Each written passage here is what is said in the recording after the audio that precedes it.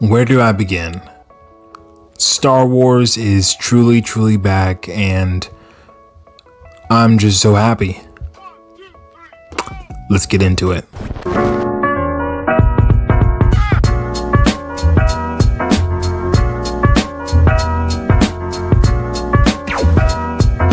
What's going on, everyone? It's ABJ, also known as a Black Jedi here, and welcome back to my channel.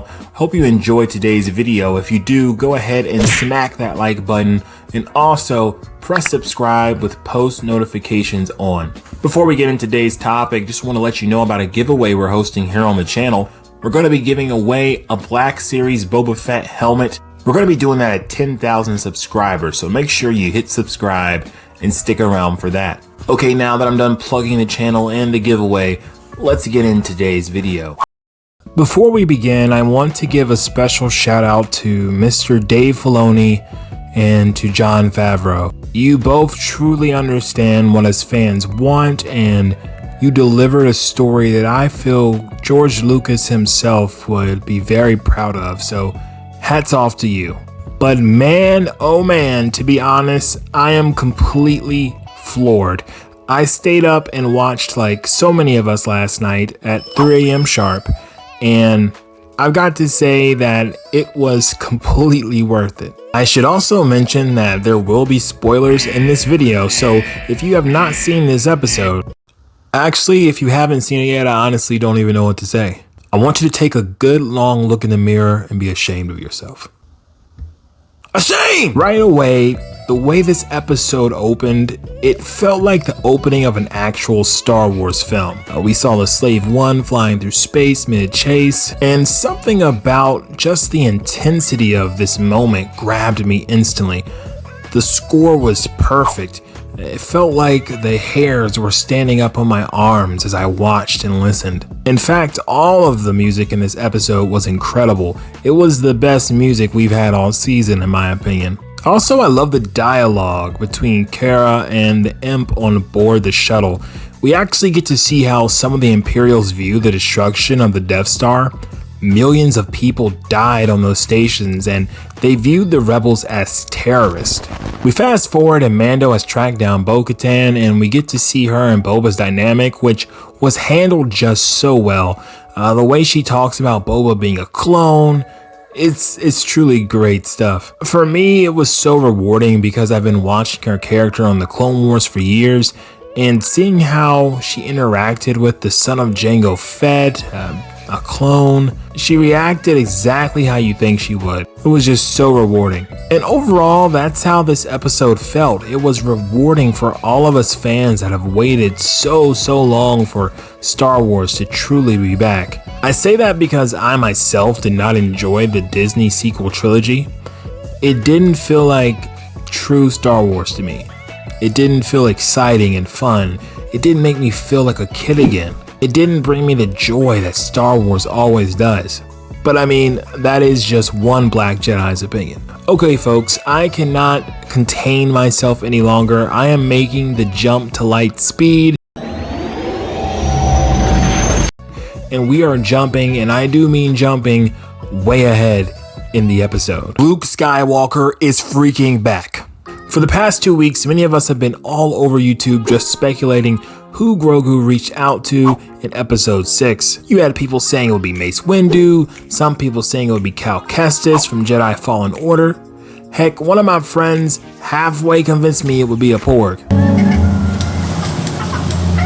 But no, it's freaking Luke Skywalker. I am a 27-year-old man, and I cheered, I cried, I nearly woke up everyone in my house. Words cannot express how happy I was to see Luke finally back.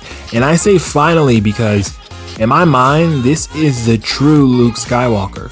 The Luke Skywalker that when Return of the Jedi ended, I always imagined as a kid. The Luke Skywalker that was everything I hoped and dreamed about. Now, George Lucas has always said that Star Wars is like poetry, it rhymes, and we see that in this episode, especially here towards the end. The way Luke moves is just so reminiscent of Anakin in episode 3. Even with the view we get of him on the security cameras, it reminded me of how we saw Anakin on the security cameras of the Jedi Temple. But instead of serving a dark purpose here, Luke is serving the light, rescuing Grogu and company and bringing hope to all. Another part of the episode that felt like poetry to me was when Grogu reached up to Din, wanting him to remove his helmet. It reminded me very much of when Vader wanted to look on Luke with his own eyes. And what an emotional scene this was. I honestly didn't think this show was capable of making me so emotional, but at this point, I was bawling like a big baby. Either way, all of the mentioned scenes were amazing in my opinion. And those are just the ones I felt I wanted to dwell on for this video. There's so many interesting things that were in this episode. Like Mando having the Darksaber now, or how R2-D2 seems to maybe recognize Grogu, or let's see, how freaking Boba Fett is getting his own series. This was the first time I've even completely watched the credits because my brain was in so much shock from what it witnessed in the episode. We see Boba walk into Jabba's palace that is now being run seemingly by Bib Fortuna, who apparently survived the explosion of Jabba's sail barge. It seems maybe he survived by eating Jabba himself because homeboy done put on some pounds. Boba walks in and kills him, and then he takes his seat on that throne, so to speak. And it honestly reminded me of visuals from HBO's Game of Thrones. So it makes me wonder if we're going to be seeing different storylines in these episodes going forward. It definitely seems that way. After all, the show for Boba Fett is called The Book of Boba Fett. So does that mean Boba Fett will be getting his own show? Or will season 3 of Mando just be focused primarily on Boba Fett? Guess we'll have to wait and see. But the show is definitely opening us up to new characters and new storylines. Perhaps we will follow Bo-Katan and Mando and see what will become of Mandalore and the Darksaber. Or maybe we will follow Grogu and Luke as they go on their travels together. I think it would be amazing to see some of these things and for all these storylines to then converge and connect together in some way over many episodes. Either way, it is a truly amazing time to be a Star Wars fan, and I'm so happy that this show exists and that I get to share my feelings about it with all of you. I'm going to rate this episode a 10 out of 10. Everything about it was perfect to me. Not one thing was out of place. But now I want to know how you all felt about this episode.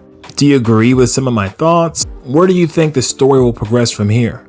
Comment below and let me know. It's going to be really hard to wait for The Mandalorian Season 3, but in the meantime, at least we have so much to discuss as a community. So I hope you will be tuning into my videos because trust me, we're going to be dropping theory after theory and also updating you with news as it drops, so you definitely want to subscribe if you haven't already.